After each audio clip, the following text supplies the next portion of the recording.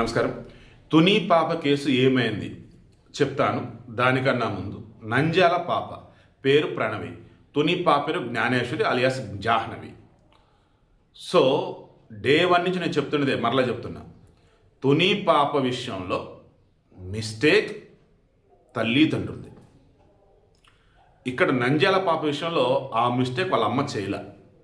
But ఏ మాట కా మాట పాపం తుని పేరెంట్స్ అంతకు చదువుకోలేదు అండ్ ఊరు బయట ఎక్కడో ఉన్నారు పొలాల్లో. పాపం దానివల్ల ఎవరికి ఎలా కమ్యూనికేట్ చేయాలి అన్నది వాళ్ళకి తెలియలేదు పాపం. బట్ ఇక్కడ నంద్యాలలో ఐ థింక్ కళ్యాణి ఆమె పేరు, మున్సిపల్ ఆఫీసులో పనిచేస్తారట. ఆమెకు ఒక పాప, మేబీ మరి భర్త విడాకుల ఏమేరో నాకు తెలియదు. ఆమె సింగిల్గా ఉంటున్నారు. ఈ నంద్యాలలో వైఎస్ఆర్ నగర్లో ఉంటారట. దెన్ మొన్న ఆదివారం రోజు డ్యూటీ లేదు కాబట్టి ఇంటి దగ్గర ఉన్నారు. సాయంత్రం షాప్కి అని చెప్పేసి బయటికి వెళ్ళి, నైట్ అయిందంట, అప్పుడు బయటికి వెళ్ళి ఇందులో ఈ వాళ్ళ పాప ప్రణవి ఇంటి నుంచి బయటకు వచ్చింది. సేమ్ తుని పాప ఏజ్లానే ఉంది, అరౌండ్ 3 years or 3.5 years. ఈ బయటకు వచ్చిన ప్రణవి ఏం చేసింది, అలా నడుచుకుంటూ వెళ్ళిపోయింది. ఎటు వెళ్ళిపోయింది ఏంటో తెలియదు. ఇంటికి కళ్యాణి వచ్చింది, చూసింది, పాప లేదు. చుట్టుపక్కల అంతా పిలిచింది, చుట్టుపక్కల మొత్తం వెతుకుతున్నారు, పాప కనపడతల్లా, ఏమైందేంటో తెలియట్లా. ఇక ఇమీడియట్గా లేట్ చేయలేదు, ఇంకా 112కి ఫోన్ చేసింది. 112 గుర్తుంచుకోండి, ఓకేనా. 112కి ఫోన్ చేయగానే ఇక పోలీసులు అలర్ట్ అయ్యారు. ఆల్రెడీ తుని పాప కేసులో పోలీసులకు సంబంధించేసి వైఫల్యం అన్నారు, వాళ్ళు ఇన్ టైంలో చూడాల్సిన విధంగా చూడలేదన్నారు, రకరకాలు ఉన్నాయి కదా. ఇక్కడ అలా కాకూడదు అనుకున్నారు, అలర్ట్ అయిపోయారు. జిల్లా ఎస్పీ ఐ థింక్ సుమన్, తర్వాత వచ్చేసి సుమనార్ సునీల్, తర్వాత వచ్చేసి ఏఎస్పీ చిన్నికృష్ణ, ఏఎస్పీ సుష్మిత, వాళ్ళ టీం అండ్ సిఐలు.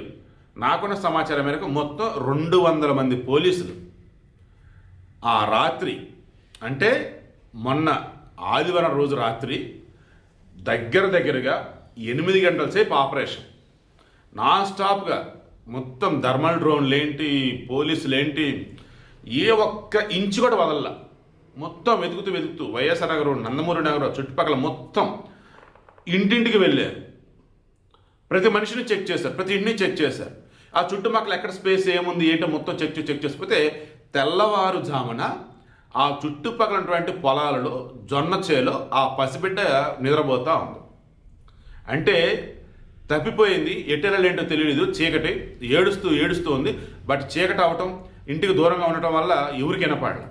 బట్ వెతుకుతూ చివరికి లక్కీలు పాప దొరికింది. థ్యాంక్ గాడ్, పాప ఉంది, క్షేమం. బట్ ఆ నైట్ ఎంత నరకేతన పడిందో పాప. దేవుడి వల్ల ఆ రాత్రి ఏ ప్రాణులు, అంటే ఏ విష ప్రాణులు కానీ క్రూర జంతువులు కానీ ఏవీ రాలేదు. ఆ పాప చక్కగా బతికింది. బట్ రిక్వెస్ట్ చేస్తున్నా తల్లిదండ్రులకి, మీ బిడ్డలు మీరు కాపాడుకోవాలి, చిన్నపిల్లలని. ప్రభుత్వం వచ్చేసి సెక్యూరిటీ అందరికి ఇవ్వలేదు. అండ్ ఇళ్ళ దగ్గర ఉంటే మీ బిడ్డలను కూడా ప్రభుత్వం కాపాడతామంటే అది కరెక్ట్. ఒకసారి మీరు ఆలోచించుకోండి. లక్కీలు ఇక్కడ సేఫ్. కమింగ్ టు తుని పాప విషయంలో ప్రజెంట్ స్టేటస్ ఏంటి అంటే, వాళ్ళను సిహెచ్ అగ్రహారం నుంచి ఆట్ రోడ్ అని ఒకటి ఉంటుందట. ఈ మధ్యలో మొత్తం కొండలు, గుట్టలు, అడవులు లైక్ ఇవన్నీ ఉంటాయట. ఆ మధ్య కొంతమంది డేరాలు వేసుకుని ఉంటూ ఉంటారట, కొంతమంది వచ్చేసి అటు నుంచి అటు వెళ్తూ ఉంటారు. ఇప్పుడు ఇక వాళ్ళకున్న ఆప్షన్ ఏంటంటే, ఈ సిహెచ్ అగ్రహారం చుట్టుపక్కల మొత్తం వెతికారు, ఎక్కడ దొరకలేదు కదా. ఫోన్ డేటా మొత్తం పరిస్థితి ఏది అనుమానంగా లేదు కదా. సో ఫోన్ వాడని వాళ్ళు ఈ పాపను తీసుకెళ్ళని చెప్పేసి అనుకున్నారు. ఆ వేళ ఒకళ్ళు అడవులు ఏమైనా ఉన్నారేమో, కొండలు ఏమైనా ఉన్నారేమో, ఇక జల్లెడ పడుతున్నామని అన్నారు. ఇక ఈలోపు ఆ పాపల నాన్న, ఆ పిల్లడి పేరు గణేష, పాప ఆ పిల్లోడు పిచ్చోడికి మళ్ళీ బండేసుకుని ఊరు వాడ పోస్టర్లు అంటించి ఎతుకుతూ ఉన్నాడు.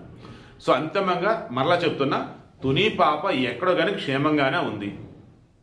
ఇక నంద్యాల పాప క్షేమంగా దొరికేసింది. రిక్వెస్ట్ చేస్తున్నా, మన కనుపాపులు ఎలాగో మన కన్నబిడ్డలు కూడా అలాగే జాగ్రత్తగా కాపాడుకుందాం ప్లీజ్.